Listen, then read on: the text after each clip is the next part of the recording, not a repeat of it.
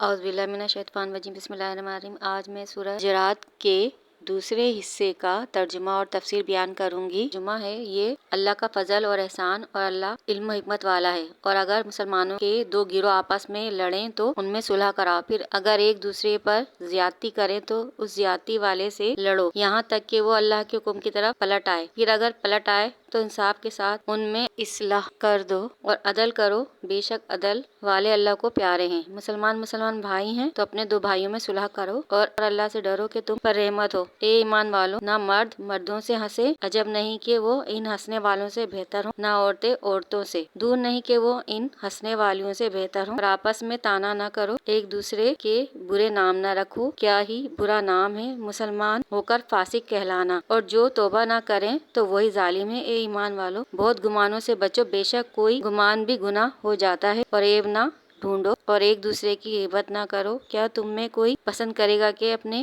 مرے بھائی کا گوشت کھائے؟ تو یہ تمہیں گوارا نہیں ہوگا، اور اللہ سے ڈرو، بے شک اللہ بہت توجہ قبول کرنے والا مہربان ہے۔ اے لوگو، ہم نے تمہیں ایک مرد اور ایک عورت سے پیدا کیا اور تمہیں شاخیں اور قبیلے کیا کہ آپس میں پہچان رکھو، بے شک اللہ زیادہ عزت والا ہے۔ اور جو تم میں زیادہ پرہیزگار ہے، بے شک اللہ جاننے والا خبردار ہے۔ تفسیر ہے کہ اللہ کا فضل ہے کہ اس نے ہمیں پیدا کیا اور عقل دی، کیونکہ اللہ حکمت رکھنے والا ہے۔ اے انسان، تم کس طرف جا رہے ہو، ذرا سوچو۔ آگے آیت میں ضحاک نے بیان کیا ہے کہ یہ آیت بنی تمیم کے حق میں نازل ہوئی، جو کہ حضرت عمار و جناب و بلال و صہیب و سلمان و سالم وغیرہ ان غریب صحابہ کی غربت دیکھ کر ان کے ساتھ تمسخر کرتے تھے۔ ان کے حق میں یہ آیت نازل ہوئی کہ کوئی اگر غریب ہے تو اس کا مذاق نہ بنائے، اور نہ ہی کسی عیب کے سبب اس کا مذاق بنائے، کیونکہ اندھا ہو یا گونگا ہو، کسی کا بازو نہ ہو، ان کو ان کے عیبوں سے نہ پکارو اور نہ ہی ان کا مذاق بناؤ، یہ سراسر گناہ ہے۔ اور آگے کی اگلی آیت حضرت ام المومنین حضرت صفیہ بنت حبی رضی اللہ تعالیٰ عنہا کے حق میں نازل ہوئی، اور انہیں معلوم ہوا تھا کہ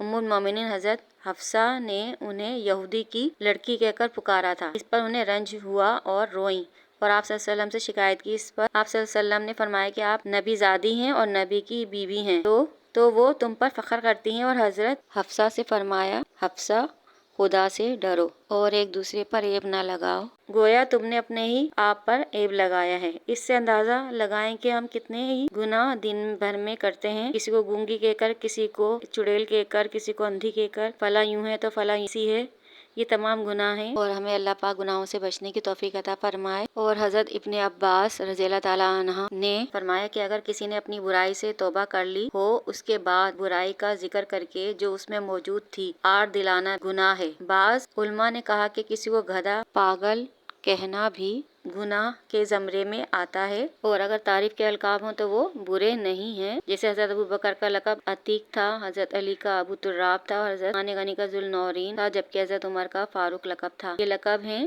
اور اپنی جگہ اہمیت رکھتے ہیں، کسی کی تعریف کیے جانے پر دیے جاتے ہیں تو وہ برے القاب میں شامل نہیں ہوں گے، اور کے بارے میں صرف دل میں گمان کریں کہ وہ کتنا خراب ہے تو یہ گناہ تو نہیں، مگر دل خالی ضرور ہو جاتا ہے۔ اس لیے عیب جوئی کرنا بڑا گناہ ہے اور اپنے مرے بھائی کا گوشت کھانے کے مترادف ہے، لہٰذا ہمیں ان سے اجتناب برتنا چاہیے اور دوسروں کو بھی حق کی طرف مائل کرنا چاہیے کہ کیا صحیح ہے کیا غلط ہے۔ ہمیں اللہ اپنی حفظ و ایمان میں رکھے۔ اب میں اجازت چاہوں گی، باقی اگلی تفسیر آئندہ آنے والی ویڈیو میں بیان کروں گی۔ مجھے اپنی دعا میں یاد رکھیں۔ اللہ نگہبان۔